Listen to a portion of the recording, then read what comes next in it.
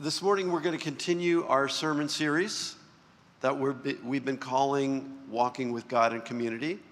And it's based on the first book of the Bible called Genesis. That's right. So now we're doing Genesis because it lays the foundation for the Bible's big story. Who God is, who we are, why we're here, the problem of humanity, and God's solution to it. And so far in our study, we've learned so much about each of these worldview issues and life-transforming issues, and today we'll continue to learn more. In fact, we're going to learn some extraordinary things. We've been in the part of Genesis that is telling Abraham's story. And Abraham is our father of faith. So we really want to pay attention to him. And in the story, we learn of the missional covenant that God made with Abraham, that he would bless all nations. And each of us who's committed our lives to Jesus are in that same covenant, but expanded through Jesus in great detail. So last week, our very own Ryan Imano preached on Genesis 18 and how we're to stand in the gap on behalf of those who are wicked, those who are steeped in evil and darkness, and on behalf of those who are outsiders. Ryan mentioned that we're valued and essential partners with God to provide blessing for all humanity. We are partners in God in his big story to demonstrate his kingdom. And Ryan showed us how our prayers of intercession in partnership with God change things and change lives. Remember Ryan's great illustration last week when he had Vince come up and he had Vince holding out these weights, these burdens. And then he had Jeffrey come up and take these weights and burdens upon himself. And it was a great illustration of what intercession is all about. And this is what Abraham has done for Sodom. Can you imagine a world in which each of us stands in the gap in intercession for the wicked of the world? Jesus did that through his death on the cross, through his intercession on the cross. And Jesus told us that he has made us to be salt, preserving a sinful and wicked world. And last week, Abraham showed us what it meant to be the salt of the earth. God demonstrated to us that Abraham was the right person to be chosen to bless all the peoples of the world. And Ryan spoke of this crazy reality that a few righteous people can prevent wicked communities from experiencing God's judgment and destruction. This is what God called in Genesis 18:19 righteousness and justice. This is what God called in that same verse the way of the Lord. But even so, at some point, when there's no righteousness or justice left in a community, God must address injustice. But the way God does this is extremely nuanced. It's not black and white. And in today's chapter, we'll deal with the fascinating intersection of generosity, intercession, and justice. So last week, we left off in the middle of the story of Sodom. God told Abraham that he wouldn't punish the city for its wickedness and oppression if there were at least 10 righteous people in the city. And today we'll discover some of the reasons why Abraham stops in his intercession at 10. But first, I'll need to warn you that today we're going to be dealing with some sensitive themes that are shocking and disturbing.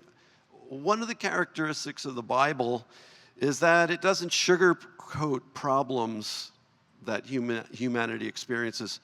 and I'll be as sensitive as I can, but the passage in Genesis 19 is blunt and bold. So if you have your children sitting with you, that's a great thing, but you're going to have a discussion with them after the service, I'm sure. Genesis 19 is a long passage, so we're going to read it this morning in sections. So let's start with verses 1 to 5, and we're going to read it out loud together. Genesis 1 to 5. As soon as we get that slide up, there we go. The two angels arrived at Sodom in the evening, and Lot was sitting in the gateway of the city. When he saw them, he got up to meet them and bowed down with his face to the ground. "My lords," he said, "please turn aside to your servant's house. You can wash your feet and spend the night and then go your way early in the morning." "No," they answered, "we will spend the night in the square." But he insisted so strongly that they did go with him and entered his house. He prepared a meal for them, baking bread without yeast, and they ate. Before they had gone to bed, all the men from every part of the city of Sodom, both young and old, surrounded the house. They called out to Lot, "Where are the men who came to you tonight? Bring them out to us so that we can have sex with them." Okay, so like the beginning of Genesis 18 last week, we begin here with hospitality. In verse 1, the two angels arrive and find Lot sitting at the gate. Now, in ancient Canaan and Israel, the people who sit at the gate are the leaders. They're the elders, the judges. They're the political elite of the city. But it's also a social center, and is a place where men in these patriarchal societies would gather to hang out, to tell stories, and connect. And Lot's there. This means that Lot has bonded with this community of Sodom. So Lot welcomes the strangers graciously, warmly, and respectfully. And he doesn't know who they are. In verse 2, he offers them hospitality. As we learned in chapter 18, generous hospitality is a core part of God's definition of justice. It's the right way to treat people. Warmly welcoming strangers is a core part of what God means by righteousness and justice.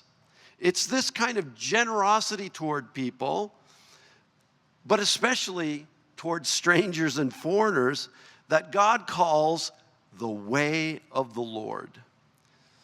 Now, it's insightful to compare Abraham's generosity last week in chapter 18 with Lot's hospitality here, because there are some differences. For example, Lot doesn't run. Abraham does. And Lot doesn't butcher a calf and have a huge grill for these men. And actually, that was probably a good thing, because chapter 18 and chapter 19 happens all on one day, and so these men are just coming off a big afternoon feast, and now they're coming into Sodom in the evening.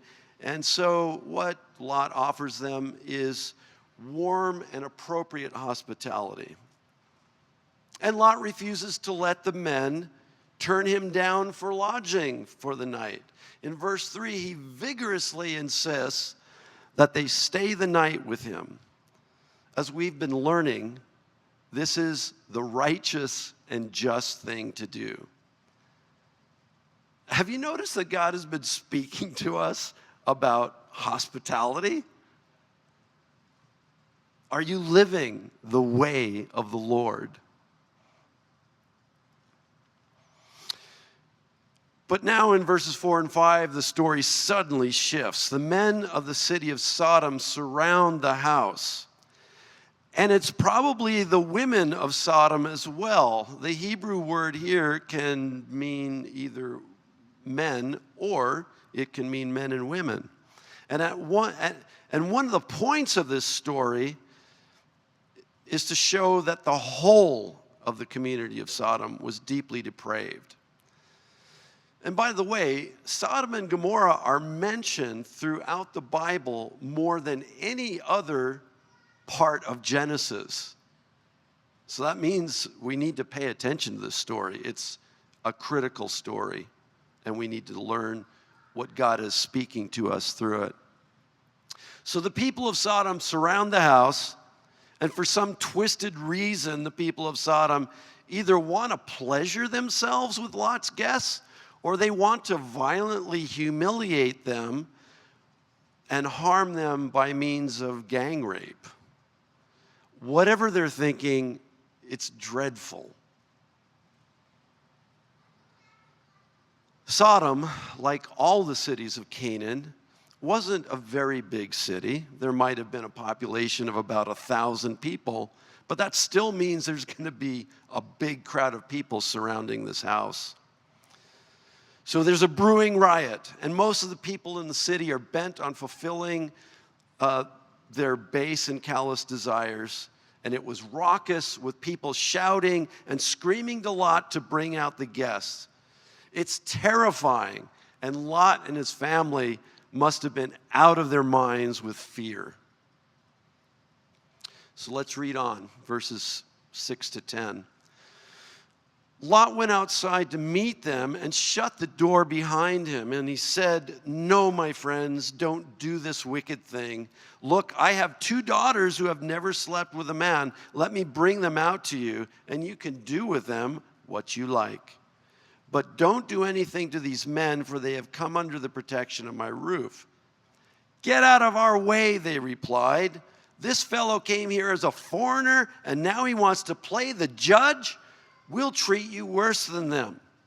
They kept bringing pressure on Lot and moved forward to break down the door. But the men inside reached out and pulled Lot back into the house and shut the door.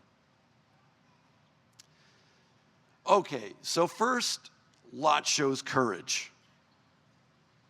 In verses 6 to 7, he goes outside to confront the people, and he makes a moral judgment. He tells the raucous crowd that what they're doing is evil. It's not hospitable. It's not righteous and just. It's not the way of the Lord.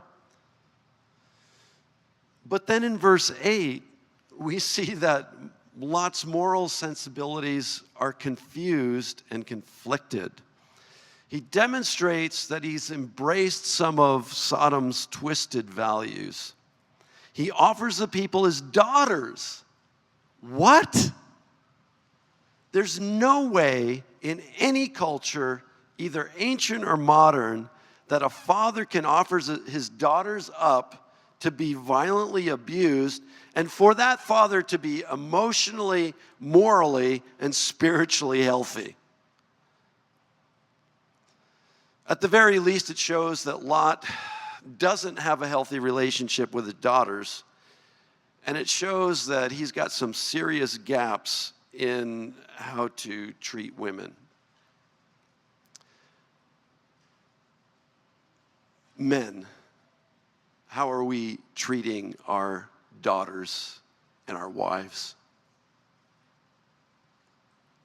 The way of the Lord. The way of the Lord.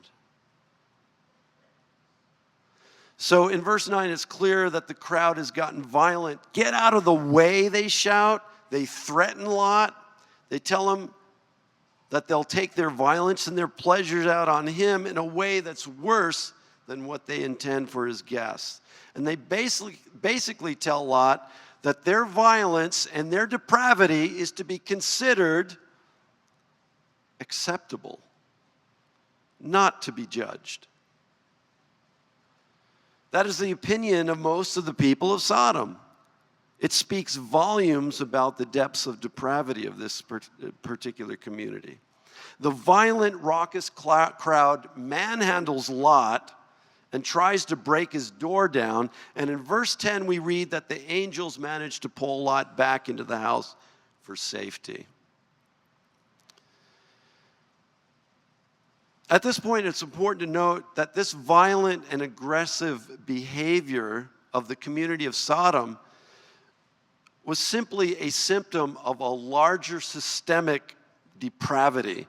The prophets Ezekiel and Jeremiah fill out the picture of what the community of Sodom was like. Ezekiel 16:49 says, "Now this was the sin of your sister Sodom. She and her daughters were arrogant, overfed, unconcerned. They did not help the poor and the needy." Ezekiel tells us that Sodom's oppression of people included a widespread and prideful, excessive wealth that was built on the callous oppression of the poor. In Jeremiah 23:14, the prophet Jeremiah tells us, "And among the prophets of Jerusalem I have seen something horrible. They commit adultery and live a lie. They strengthen the hands of evildoers so that not one of them turns from their wickedness. They are all like Sodom to me. The people of Jerusalem are like Gomorrah." Jeremiah tells us that the outcry of the oppressed against the community of Sodom included adultery, dishonesty, and generally empowering wicked people, so that corruption was characteristic of Sodom's society. Taken all together, we're given a damning picture of the community of Sodom and also of the community of Jerusalem in Jeremiah's day. Jerusalem had become Canaanite. So let's read on, verses 11 to 14. "Then they struck the men who were at the door of the house, young and old, with blindness, so they could not find the door. The two men said to Lot, 'Do you have anyone else here, sons-in-law, sons and daughters, or anyone else in the city who belongs to you? Get them out of here, because we're going to destroy this place.' The outcry of the Lord against its people is so great that he has sent us to destroy it." So Lot went out and spoke to his sons-in-law, who were pledged to marry his daughters. He said, "Hurry and get out of this place, because the Lord is about to destroy the city." But the sons-in-law thought he was joking. So in verse 11, the angels miraculously strike blind this violent crowd. Now, God doesn't perform miracles to amuse idle curiosity. God miraculously breaks into our world with purpose when it's necessary to advance his kingdom, to reveal his glory, and to help those in need. In situations of dire circumstance, like this dangerous and violent situation, when we call on God, we can expect God to show up. God's going to do something. The two angels now reveal their mission to Lot. They're going to destroy the city. Here is where we find out that there aren't even 10 righteous people in Sodom. There isn't a critical mass of righteous people to save the city. But in God's justice and fairness, coupled with Abraham's intercession for Sodom that we read about last week, God deems it just and right to save Lot's family. And the angels tell them to flee immediately. Unfortunately, Lot's sons-in-law think the whole thing is a joke, and they perish. Let's read on. Verses 15 to 19. "With the coming of the dawn, the angels urged Lot, saying, 'Hurry, take your wife and your two daughters who are here, or you will be swept away when the city is punished.' When he hesitated, the men grasped his hand and the hands of his wife and of his two daughters and led them safely out of the city. For the Lord was merciful to them. As soon as they had brought them out, one of them said, 'Flee for your lives. Don't look back and don't stop anywhere in the plain. Flee to the mountains, for you will be swept away.' But Lot said to them, 'No, my lords, please. Your servant has found favor in your eyes, and you have shown great kindness to me in sparing my life, but I can't flee to the mountains. This disaster will overtake me, and I'll die.'" So here again we see how conflicted and confused Lot's values and judgment are. He hesitates in verse 16. For all of Lot's positive qualities, there are aspects of Sodom that have got hooks in him. The angels tell him to flee to the mountains, but in verses 18 and 19, he pushes back and he says, I can't do that. Let's read on. Verses 20 to 25. Look, here is a town near enough to run to, and it is small. Let me flee to it. It is very small, isn't it? Then my life will be spared. He said to him, very well, I will grant this request too. I will not overthrow the town you speak of, but flee there quickly because I cannot do anything until you reach it. That is why the town is called Zoar. By the time Lot reached Zoar, the sun had risen over the land. Then the Lord rained down burning sulfur on Sodom and Gomorrah from the Lord out of the heavens. Then he overthrew those cities and the entire plain, destroying all those living in the cities and also the vegetation in the land. So Lot tells the angels that he wants to flee to the town called Zoar. Zoar is a Hebrew word. It means small. And in verse 20, he makes a big issue out of the smallness of this town. Verse 21 implies that this town is slated for destruction along with Sodom and Gomorrah. Its people, the people of Zoar, are depraved.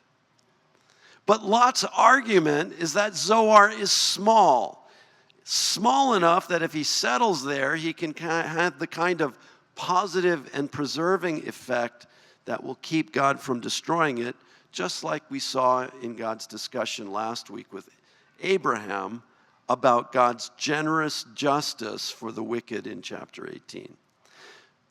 The angels agree, but the rest of the cities of the plain are destroyed. Let's read on. But Lot's wife looked back and she became a pillar of salt. Early the next morning, Abraham got up and returned to the place where he had stood before the Lord. He saw dense smoke rising from the land, like smoke from a furnace. So when God destroyed the cities of the plain, he remembered Abraham, and he brought Lot out of the catastrophe that overthrew the cities where Lot had lived.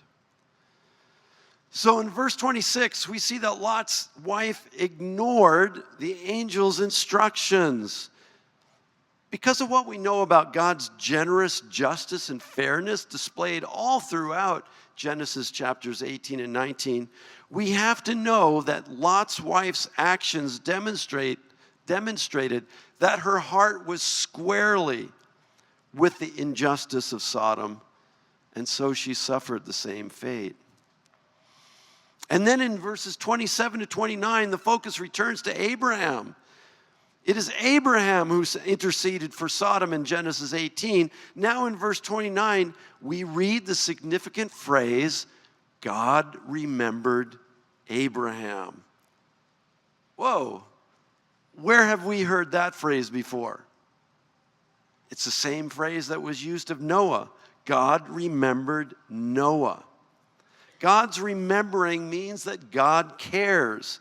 God cares about Abraham, and he cares about Abraham's concerns. He cares about the concerns that Abraham expressed in his intercession. And in verse 29, we learn that a big reason that Lot and his daughters were spared was because God cared about Abraham's intercession for them. God remembers, God hears Abraham, and as a result, Lot was given life, and his daughters were given life. And what a powerful example to us of the significance of intercession for wicked people. In the face of overwhelming social evil and injustice, God remembers, God hears, God answers, and some people are saved out of Sodom. Let's read on.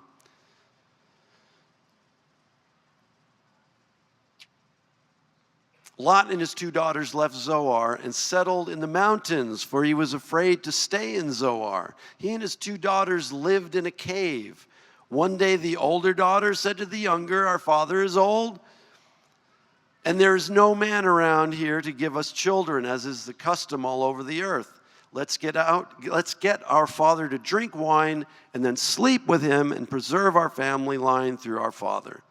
That night they got their father drunk with wine, and the older daughter went in and slept with him. He was not aware of it when she lay down and when she got up. The next day the older daughter said to the younger, "Last night I slept with my father. Let's get him drunk again tonight, and you go in and sleep with him so we can preserve our family line through our father." So they got their father to drink wine that night also, and the younger daughter went in and slept with him. Again, he was not aware of it when she lay down or when she got up. So both Lot's daughters became pregnant by their father. The older daughter had a son, and she named him Moab. He is the father of the Moabites of today. The younger daughter also had a son, and she named him Ben-Ami. He is the father of the Ammonites of today. Now, these verses point to tragedy and to grace. We see Lot's daughters carry the twisted sexual morals of Sodom. The result of this incest is that they give birth to sons who become 2 different peoples, the Moabites and the Ammonites. Both of these people become bitter enemies of the Israelites. They become thorns in Israel's side for generations. But the magnificent grace here is that out of this incestuous line of Moab comes our Lord Jesus Christ. That's right.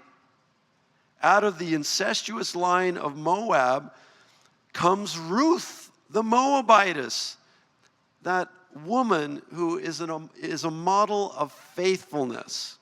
And she becomes the ancestress of our Lord Jesus Christ, as it tells us in Matthew 1:5. So let's have the worship team come up, and let's have the prayer team ready to pray.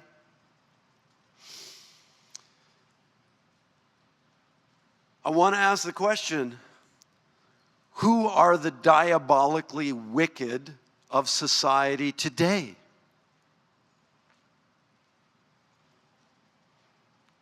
Today we live in a terrible situation where a political spirit has taken us captive and built strongholds. American society is seriously divided. There are some Democrats that proclaim that Republicans are diabolically wicked. There are some Republicans who claim that Democrats are diabolically wicked. And the fact of the matter is there's widespread wickedness in our society, no matter what political party affiliation is. Politics is not going to save us. Today, we have Democrats moving to blue states, Republicans moving to red states because they don't want to associate with those that they consider diabolically wicked. And this demonstrates a complete misunderstanding of all we've been reading last week and this week in Genesis 18 and 19.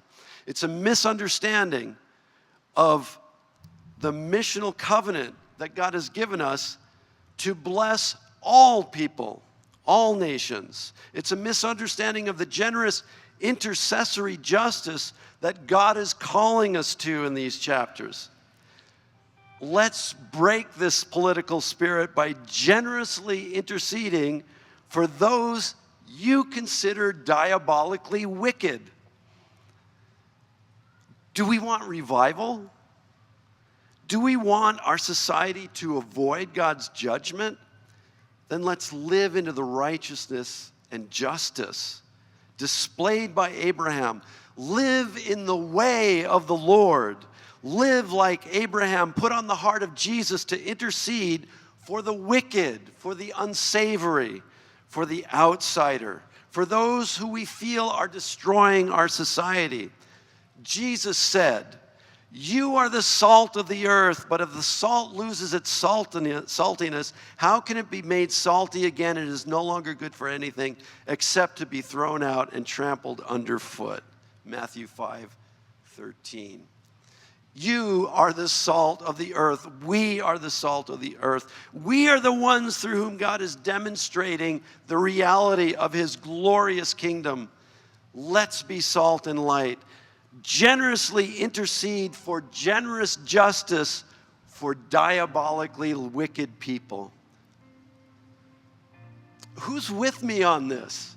Who's with me on this? Who's ready to change our society and intercede and pray for diabolically wicked people? Yeah? This is the way of the Lord. This is the way of the Lord. If you would like prayer, if you really want to step into this and be the way of the Lord and intercede for diabolically wicked people, I do want you to raise your hand and let's have some people pray. I want to get prayer. I want to get prayer for this.